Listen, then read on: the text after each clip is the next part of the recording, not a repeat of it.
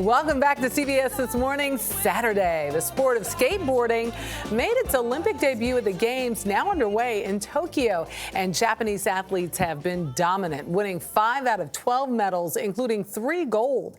And as Lucy Kraft reports, it's a testament to how the sport has overcome being stigmatized in Japan.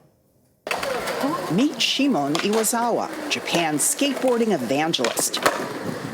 A YouTuber with over 200,000 subscribers, he test rides skate parks, demystifies new tricks, and most of all, tirelessly preaches the gospel of skating.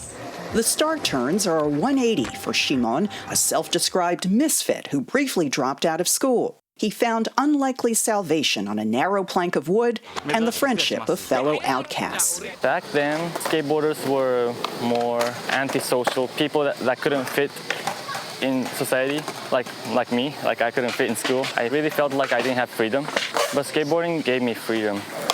Now 23, skateboarding has taken Shimon on skate aid trips, bringing boards to underprivileged kids in Sri Lanka.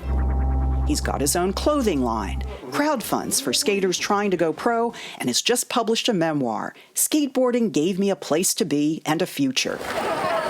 The urban jungle of Japanese cities, packed with rails, ledges, and slopes, has proven an irresistible playground for tourists. Nowadays, these public streets are a skating no-go zone.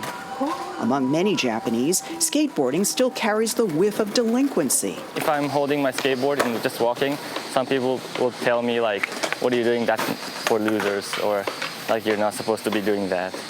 And yet, despite a lack of space and sympathy, Japanese skaters have excelled at a sport that levels the playing field for athletes with small, light physiques and exploits the country's strength at mastering detailed maneuvers. Thanks in part to skateboarding's Olympic visibility, Shimon said the sport is finally starting to shed its outsider status. Japanese society has a lot of rules, a lot of restrictions, and people are really getting tired of this. Skateboarding is a sport of freedom. People are just really enjoying the freedom of it. For CBS This Morning, Saturday, Lucy Kraft, Tokyo. I have to tell you guys, I covered, when I used to be in my only sport world, I covered the X Games and skateboarding and how it was like this rebellious and a rebel kind of sport. And I love seeing it now on the Olympic stage and seeing the impact in Japan, too, as well. I was watching some of the biking the other day. The BMX stuff? I mean, it's yeah. incredible. And the rock climbing. Yeah. I mean, the climbing, because I love to climb, and I don't get to do it as much as I've done it in the past. But it is, you know, it's gotten to the point now where we're going to have so many sports in the Olympics. I'm wondering, so we're going to have to expand to 3 weeks. Something.